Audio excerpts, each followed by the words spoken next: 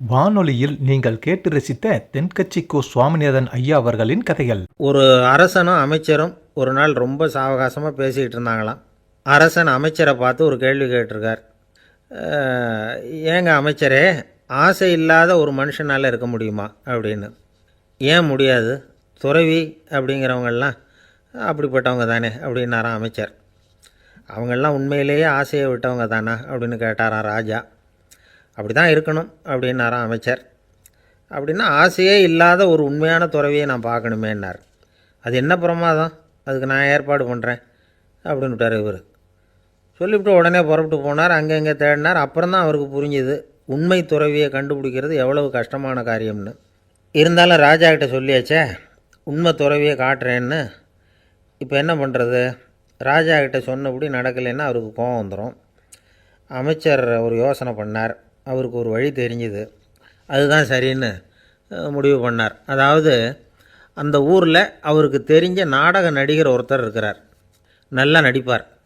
அவரை போய் பார்த்தார். இதை பாருப்பா, எனக்காக நீ ஒரு காரியம் செய்யணும்னார். என்னன்னு கேட்டார் அவர். நீ ஒரு துறவி மாதிரி கொஞ்சம் நேரத்துக்கு நடிக்கணும். ராஜா உன்னை பார்த்துட்டு போகிற வரைக்கும் நடி, அது போதும். அதுக்காக உனக்கு 10,000 ரூபா தரேன் அப்படின்னார். அவர் எந்த காலத்தில் இவ்வளவு பணத்தை மொத்தமாக பார்த்துருக்கார். அதனால் உடனே சரின்னு ஒத்துக்கிட்டார். அமைச்சர் அரண்மனைக்கு திரும்பி வந்தார். என்ன அமைச்சரே, இன்னுமா ஒரு உண்மையான துறவி கிடைக்கலன்னார். உண்மையான துறவி ஒருத்தரை இப்போ தான் கொஞ்ச நேரத்துக்கு முன்னாடி பார்த்து பேசிவிட்டு வர்றேன். அவர் நம்ம ஊருக்கு வெளியில் குளத்தங்கரையில் உள்ள ஒரு ஆலமரத்துக்கு அடியில் உட்காந்துருக்கிறார் அப்படின்னார் இவர். அப்படின்னா உடனே புறப்படுங்க அப்படின்னார் ராஜா. பரிவாரங்களோடு புறப்பட்டார். அங்கே அந்த மரத்தடியில் அந்த ஆள் வேஷம் போட்டுக்கிட்டு துறவி மாதிரி உட்காந்துருக்கிறான். ராஜா நேராக போனார். அந்த துறவி காலில் பொத்துன்னு விழுந்து வணங்கினார். உடனே ராணியும் அவர் காலில் விழுந்தாங்க. அடுத்தபடியாக அமைச்சர் விழுந்தார். அவருக்கு தெரியும் இது நம்ம ஆள் தான்னு. இருந்தாலும் என்ன பண்ணுறது, நேரம். அப்புறம் பரிவாரங்கள்லாம் துறவி காலில் விழுந்து ஆசீர்வாதம் வாங்கிட்டாங்க. ராஜா அப்புறமா தங்கத்தட்டில் பொன்னையும் பொருளையும் வச்சு அந்த துறவிக்கிட்ட ரொம்ப பணிவாக நீட்டுறார். தாங்கள் தயவு பண்ணி இதை ஏற்றுக்கணும் அப்படின்னு வேண்டிக்கிட்டார். அந்த துறவி பற்றில்லாமல் அதை பார்த்தார். எல்லாத்தையும் திறந்துவிட்ட எனக்கு இதெல்லாம் எதுக்காக அப்படின்னு சொல்லி அதை மறுத்துட்டாராம். ஆஹா, உண்மையான துறவியை பார்த்துட்டோம் அப்படிங்கிற ஆனந்தம் அரசருக்கு. ரொம்ப நிம்மதியாக திருப்தியாக திரும்பி வந்தார் அரண்மனைக்கு. அதுக்கப்புறம் அமைச்சர் யாருக்கும் தெரியாமல் அந்த துறவிகிட்ட ஓடினார். சொன்ன பிரகாரம் பணத்தை நீட்டினார். இந்தாப்பா, நான் உங்ககிட்ட சொன்னபடி 10,000 ரூபா பணம் எடுத்துக்கோ அப்படின்னார். அந்த ஆள் ராஜா கிட்ட சொன்னது மாதிரியே எல்லாத்தையும் திறந்துவிட்ட எனக்கு இதெல்லாம் எதுக்காக வேணாம் அப்படின்னு விட்டாரான். நடித்த வரைக்கும் போதும்ப்பா, இனிமேல் இந்த நாடக வசனம்லாம் வேணாம், வேஷத்தை கலைச்சிரு, பணத்தை வாங்கிக்கோன்னார். இல்லைங்க, இது வேஷம் இல்லை, இது வசனமும் இல்லை, இது உண்மை. கொஞ்ச நேரம் துறவி மாதிரி நடித்ததுக்கே இந்த தேசத்து ராஜா, ராணி, அமைச்சர், பரிவாரங்கள் எல்லாம் என் காலில் விழுந்து வணங்குறாங்க. அப்படின்னா உண்மையான துறவியாக இருக்கிறது எவ்வளவு பெருமையான விஷயம். நான் உண்மையான துறவியாக ஆக போகிறேன், அப்படி முடிவும் பண்ணிட்டேன் அப்படின்னார் அந்த நடிகர். வேஷம் கூட எப்படிப்பட்ட விளைவுகளை உண்டு பண்ணுது பார்த்தீங்களா. நம்மால் ஒருத்தன் ரொம்ப வசதியாக தான் இருந்தான். ஒரு நாள் அவன் சொத்து பூரா திருட்டு போட்டுது. அதுக்கப்புறம் இவன் துறவி மாதிரி ஆகிட்டான். ஊர் ஊராக சுற்றினான். ஒரு குருநாதரை தேடி கண்டுபிடிச்சான்.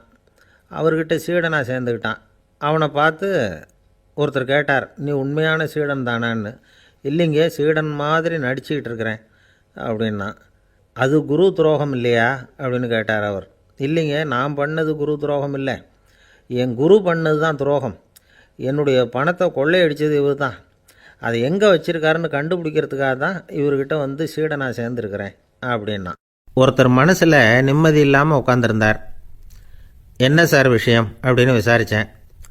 அகலக்கால் வச்சுட்டேன், அதுதான் அவதிப்படுறேன்னார். விவரமாக சொல்லுங்கன்னு. வீடு கட்டணும்னு ஆரம்பித்தேன், வேலை பாதியிலே நிற்கிது, கையில் பணம் இல்லை அப்படின்னார். இது மாதிரி ஆசாமிகள் பல பேரை நீங்கள் பார்த்துருக்கலாம். இவங்கெல்லாம் சுலபமாக மன அழுத்தத்துக்கு ஆளாயிடுறாங்க. மன உளைச்சல், அதாவது ஸ்ட்ரெஸ் அப்படின்னு சொல்கிறோமே, அதுக்கு அடிப்படையான சில காரணங்கள் உண்டு. அதாவது மிகையாக திட்டமிடுதல் அப்படிங்கிறதும் ஒரு முக்கியமான காரணம். நடைமுறை சாத்தியம் என்னங்கிறத மனசில் வச்சுக்கிட்டு எந்த திட்டத்தையும் தீட்டணும், அப்போ தான் அது சரியாக வரும். ரெண்டாவது காரணம் என்ன தெரியுமா? ஒரே நேரத்தில் பல்வேறு செயல்களில் ஈடுபடுறது. தொலைபேசியில் பேசிக்கிட்டே கையில் இருக்கிற கடிதத்தை படிச்சுக்கிட்டே எதிரில் உட்காந்துக்கிட்டு இருக்கிறவருக்கும் அப்பப்போ பதில் சொல்லிக்கிட்டு மனசில் பல்வேறு சிந்தனைகளை அப்படியே ஓட விட்டுக்கிட்டு இருக்கிறது, இதுவும் மன அழுத்தத்தை உண்டாக்குது. 3வது காரணம், எதிலேயும் வெற்றி மட்டும் எதிர்பார்க்குற ஒருதலைப்பட்சமான ஆர்வம். நாம் தொட்டதெல்லாம் வெற்றியாகவே முடியணும் அப்படின்னு எதிர்பார்க்குறவங்க ஏதாவது ஒன்றில் தோல்வியை கண்டால் தோண்டு போயிடுறாங்க. எப்படியும் முடியலாம்ங்கிற எண்ணம் ஏற்கனவே நமக்குள்ளே இருந்துட்டுதுன்னா அந்த அவஸ்தை வராது. அதனால் அதுவும் நம்ம வளர்த்து கொள்ள வேண்டிய ஒரு குணம். மன உளைச்சல் ஏற்படுறதுக்கு இன்னொரு காரணம், எதையும் வேகமாக செஞ்சுடணும் அப்படிங்கிற துடிப்பு. அந்த துடிப்பே மனசை அழுத்த ஆரம்பிச்சிடும். எந்த ஒரு காரியத்திலையும் தாமதமோ இடையூறோ ஏற்பட்டால் அதை பொறுத்துக்கிற மனப்போக்கம் வேணும். அது இல்லாதவங்க அழுத்தத்துக்கு ஆளாயிடுறாங்க. சில பேர் வேலைன்னு எந்த நேரம் பார்த்தாலும் வேலையே கதின்னு கிடப்பாங்க. பொழுதுபோக்குக்கோ உடற்பயிற்சிக்கோ குடும்பத்தில் உள்ளவங்க அல்லது நண்பர்கள் கூட கலந்துரையாடவோ கொஞ்சம் கூட நேரம் ஒதுக்க மாட்டாங்க. இந்த சுபாவம் மன அழுத்தத்தை உண்டு பண்ணும். இதையெல்லாம் புரிஞ்சுக்கிட்டு அதிலிருந்து விடுபடுறது எப்படின்னு யோசிக்கணும். வல்லுநர்கள் இது தொடர்பாக சில யோசனைகளை சொல்லி வச்சுருக்கிறாங்க. அது என்னென்னா, வாழ்க்கைங்கிறது பிரச்சனைகளால் பின்னப்பட்ட ஒன்று. அது எப்போவுமே முடிவடையாத ஒரு தொடர்கதை அப்படிங்கிறத முதல்ல நாம் புரிஞ்சுக்கணும். ஒரே நேரத்தில் ஒரு காரியத்தில் மட்டுமே நாம் கவனம் செலுத்தணும். அடுத்தவங்க காரியத்தில் தலையிடக்கூடாது.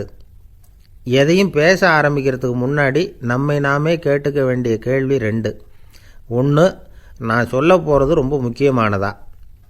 2வது, நான் சொல்கிறத அவங்க கேட்குறதுக்கு ஆசைப்படுறாங்களா? நான் பேசுகிறதுக்கு அது சரியான நேரம் தானா? இதை யோசித்து பார்த்ததுக்கப்புறம் எதையும் பேச ஆரம்பிக்கணும். முடிஞ்ச அளவுக்கு வளைந்து போகிற சுபாவத்தை வளர்த்துக்கணும். நம்ம நேரம் விலை மதிப்பு இல்லாதது, அதை வீணாக்கக்கூடாது. சிரிக்க தெரியலனாலும் பரவாயில்ல, முகத்தில் கொஞ்சம் புன்முறுவலாவது காட்டணும். இதெல்லாம் ரொம்ப முக்கியம். அடுத்தவங்க ஏதாவது செஞ்சால் உடனே நன்றி சொல்ல மறக்கக்கூடாது. தினமும் கொஞ்சம் நேரத்தை தனிமையில் செலவு பண்ணணும்.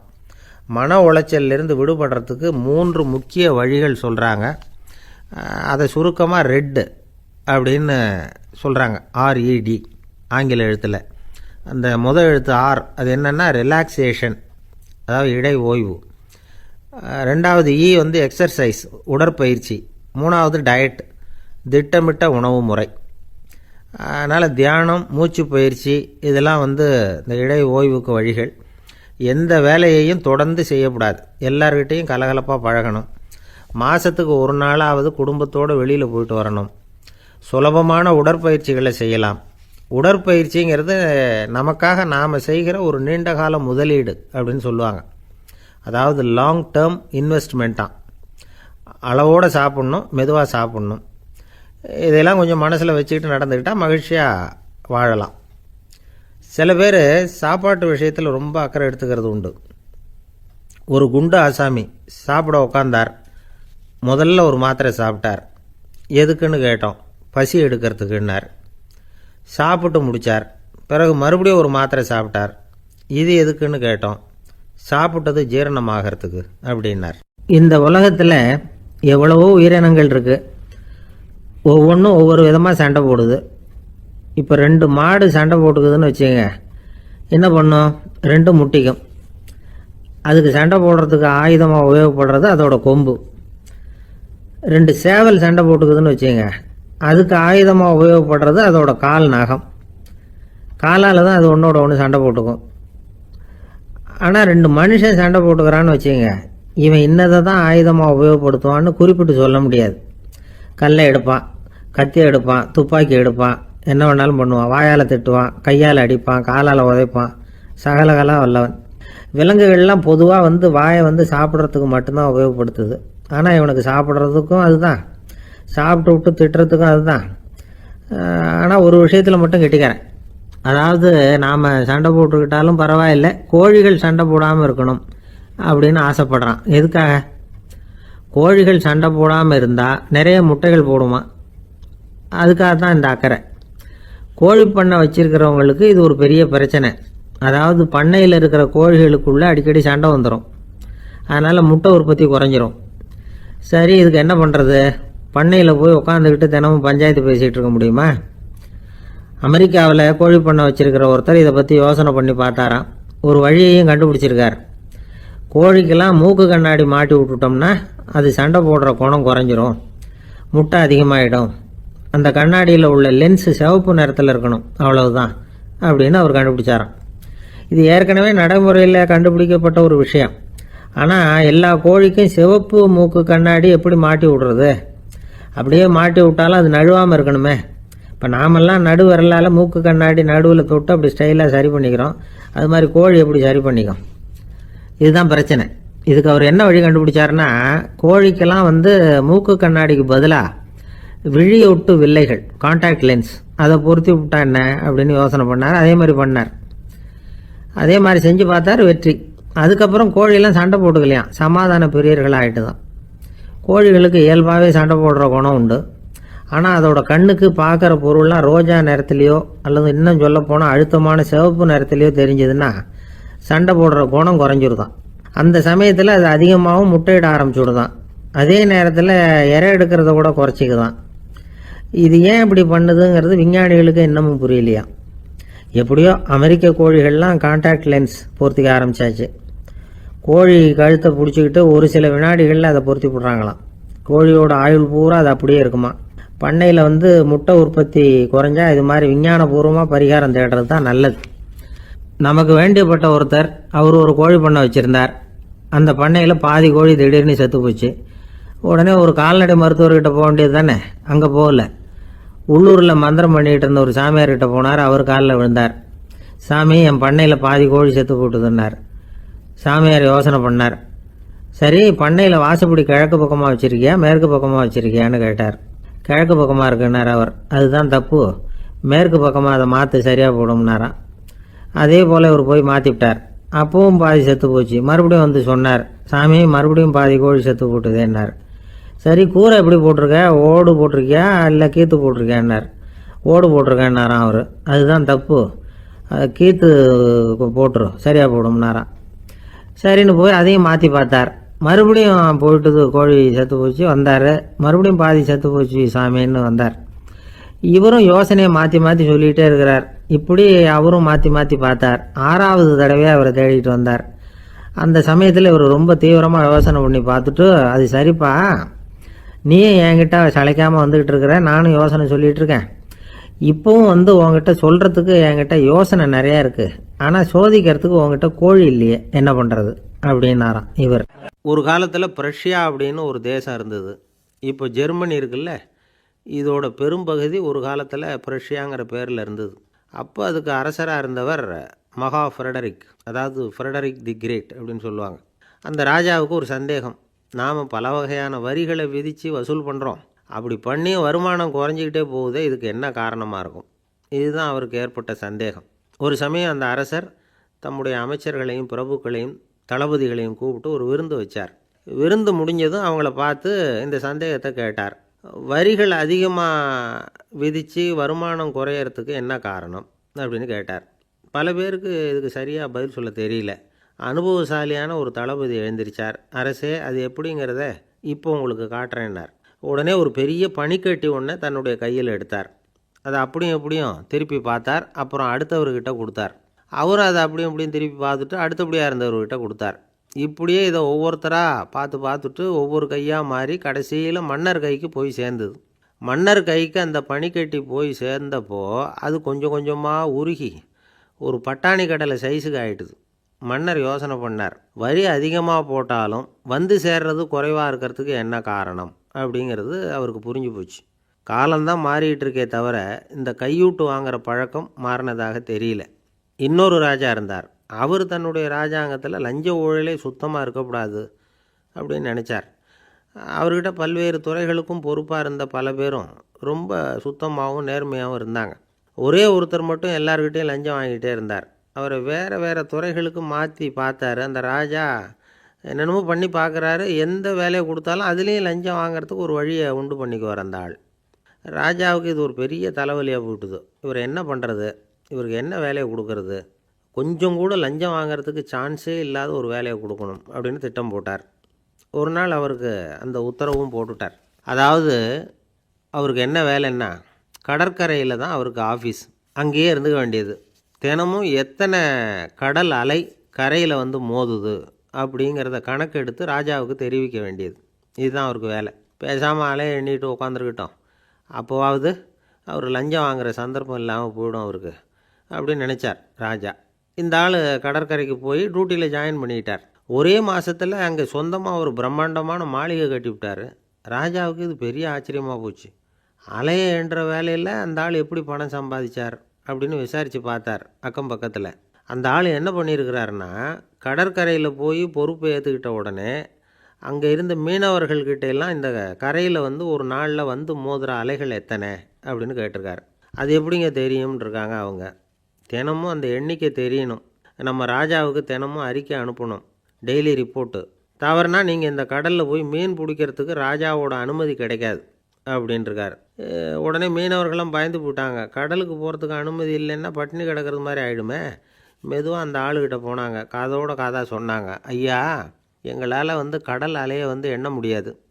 தினமும் எங்களால் முடிஞ்சதை உங்களுக்கு பணமாக கொடுத்துட்றோம். நீங்கள் தான் ராஜா கிட்ட சிபாரிசு பண்ணி நாங்கள் தொடர்ந்து மீன் பிடிக்கிறதுக்கு அனுமதி வாங்கி கொடுக்கணும் அப்படின்னு வேண்டிக்கிட்டாங்க. பணம் தினமும் வந்து சேர ஆரம்பிச்சுட்டுது. பதவியில் மற்ற பதவியோட இந்த பதவி எவ்வளவோ மேல் அப்படின்னு நினச்சிட்டான் அந்த ஆள். அது மட்டும் இல்லை, தயவு பண்ணி என்னை இந்த இடத்த விட்டு மாற்றி விடாதீங்க சார் அப்படின்னு வேற கேட்க ஆரம்பிச்சிட்டானா. அந்த ஆள் என்னை கண்ணா பண்ணான்னு திட்டிவிட்டான் சார். அதை நினச்சா எனக்கு ரொம்ப வருத்தமாக இருக்குது அப்படின்னு சொல்லி கவலைப்பட்டார் ஒருத்தர். இதில் கவலைப்படுறதுக்கு என்ன இருக்குது அப்படின்னார் ஒரு பெரியவர். அவர் ஒரு மகான். என்ன சார் இப்படி சொல்கிறீங்க, ஒருத்தர் நம்ம பார்த்து திட்டுனா வருத்தமாக இருக்காதா அப்படின்னார். அது எப்படி வருத்தமாக இருக்கும், திட்டுறதுங்கிறது என்ன, அது வெறும் சத்தம் தானே அப்படின்னார் அந்த பெரியவர்.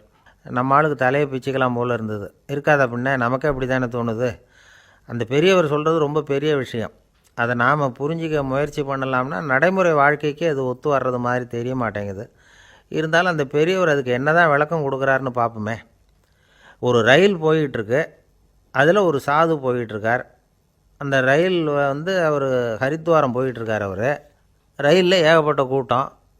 நம்ம ஊர் ரயில் கேட்கவா வேணும், டிக்கெட் வாங்கிட்டு கொஞ்சம் பேர், வாங்காத கொஞ்சம் பேர். அது என்னத்துக்கு அனாவசியமாக டிக்கெட் அப்படிங்கிற நினப்பில் பாதி பேர். இந்த கூட்டத்துக்கு மத்தியில் அந்த சாதுவும் போயிட்டுருக்கிறார். உட்கார்றதுக்காக இருந்த இடத்துல ஒரு ஆள் படுத்துருக்கிறான், கொஞ்சம் முரட்டு ஆசாமி. அவன் கால் பக்கத்தில் கொஞ்சோண்டு இடம் பாக்கி இருந்தது. அந்த இடத்துல இந்த சாது உட்காந்துருந்தார். மெதுவாக உட்காந்துக்கிட்டார் போய்.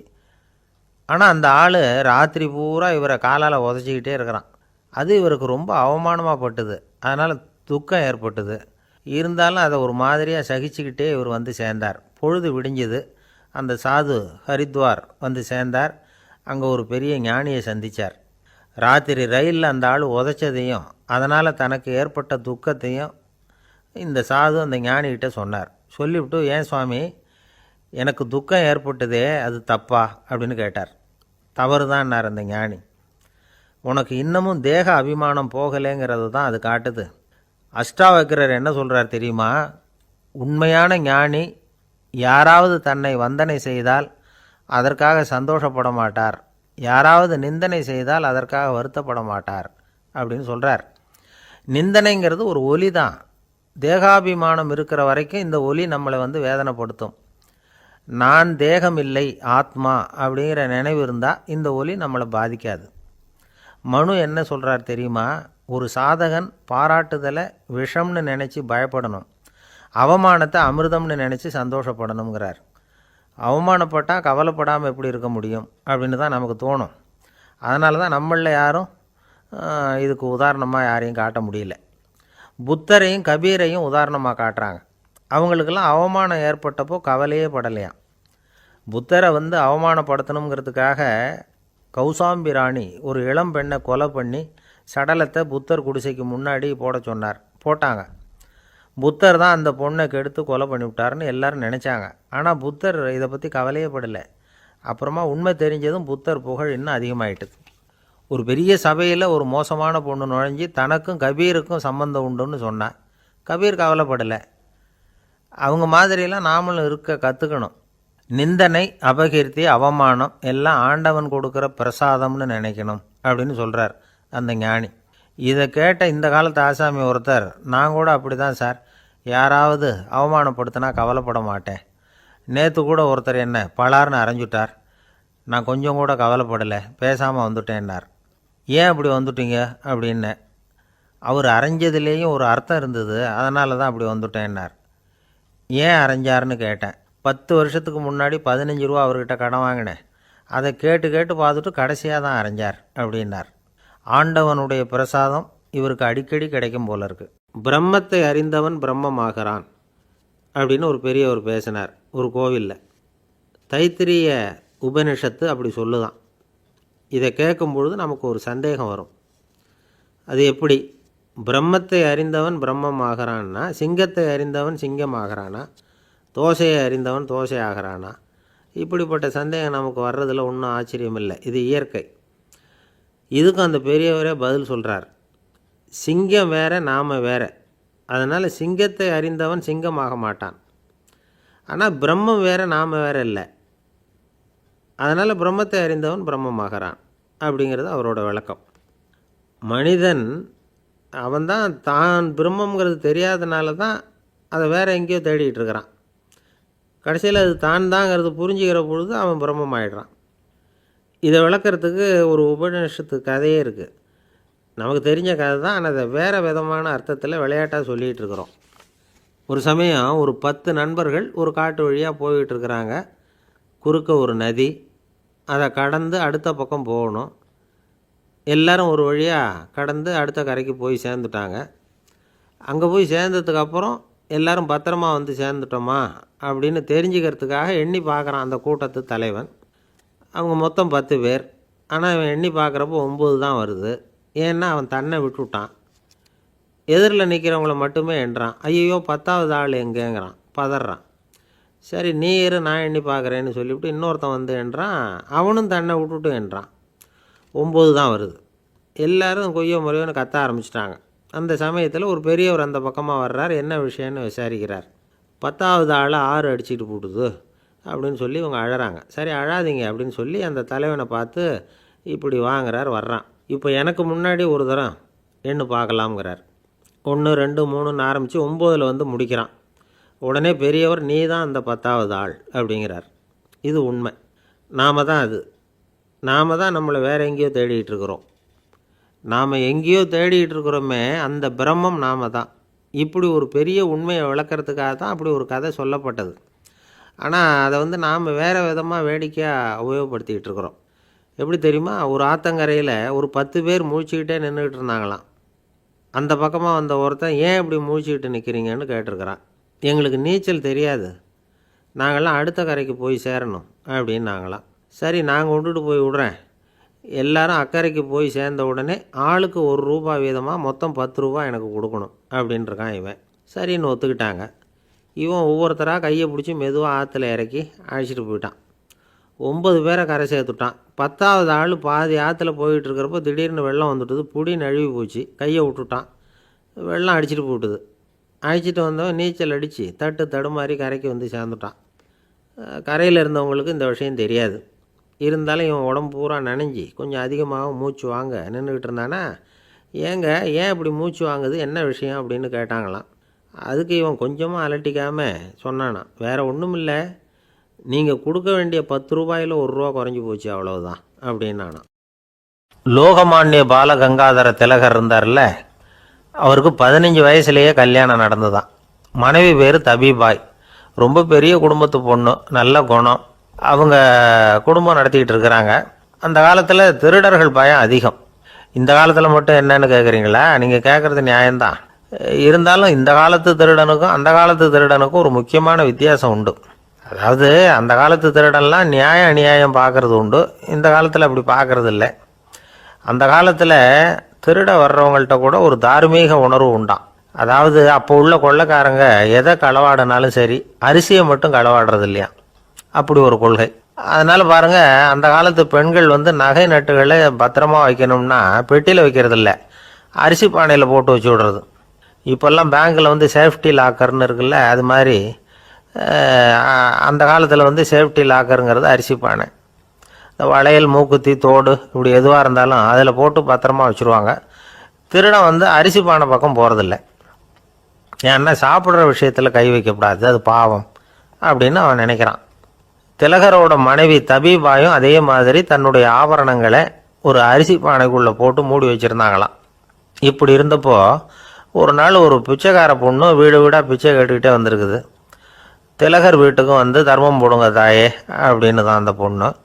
அந்த அம்மா தபிபாய் காதில் இது விழுந்திருக்கு. உடனே கை நிறைய அரிசி அள்ளிக்கிட்டு வந்து போட்டிருக்கு. பாத்திரத்தில் அரிசியை போட்டதுக்கு அப்புறம் தான் தெரியுது பளிச்சுன்னு கண்ணில் படுது. அதாவது அந்த அம்மாவோட வைர மூக்குத்தி ஒன்று அரிசியோடு சேர்ந்து அந்த பிச்சைக்கார பொண்ணு பாத்திரத்தில் போய் விழுந்துட்டுது.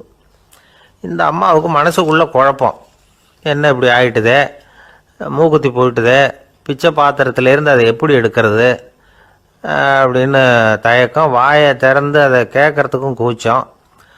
திண்ணையில் உட்காந்துருந்த திலகர் இவ்வளவையும் பார்த்துக்கிட்டு இருக்கிறார். மனைவியின் மனசுக்குள்ளே நடக்கிற மௌன போராட்டத்தை அவர் நல்லா புரிஞ்சுக்கிட்டாராம். மனைவியை பார்த்து சொன்னாராம், தபிபாய், இது வந்து தெய்வ சம்மதம், அவளுக்கு சேர வேண்டிய மூக்குத்தி அவகிட்ட போயிட்டுது, பிச்சை பாத்திரத்தில் விழுந்த மூக்குத்தியை எடுக்க வேணாம் அப்படின்னாராம். சரின்னு சொல்லிவிட்டு மேற்கொண்டு எதுவும் சொல்லாமல் அந்த அம்மா வீட்டுக்குள்ளே போயிட்டாங்களாம். இந்த காலத்துலலாம் அது மாதிரி நடக்குமா? வெறும் அரிசியை போட்டுட்டு விவகாரம் பண்ணிகிட்டு இருக்க மாட்டோமா? ஒரு பெரிய மனுஷன் வீட்டுக்கு ஒரு பிச்சைக்காரன் வந்தான். ஐயா, நாங்கள் பிச்சைக்காரங்கள்லாம் சேர்ந்து ஒரு சங்கம் வச்சுருக்குறோம், அதுக்கு நிதி சேர்க்குறோம், அதுக்கு ஒரு 100 ரூபா கொடுத்தீங்கன்னா எங்களுக்கு பெரிய உதவியாக இருக்கும் அப்படின்னானா. அதெல்லாம் ஒன்றும் கொடுக்க முடியாது போ அப்படின்னாரான் அவர். அப்படின்னா ஒரு 50 ரூபாயாவது கொடுங்களேன் அப்படின்ட்டுருக்கான். அதுவும் முடியாதுன்னு சொல்லிவிட்டார். 25 ரூபா அப்படின்ட்டுருக்கான். எதுவும் முடியாது அப்படின்னாரான்.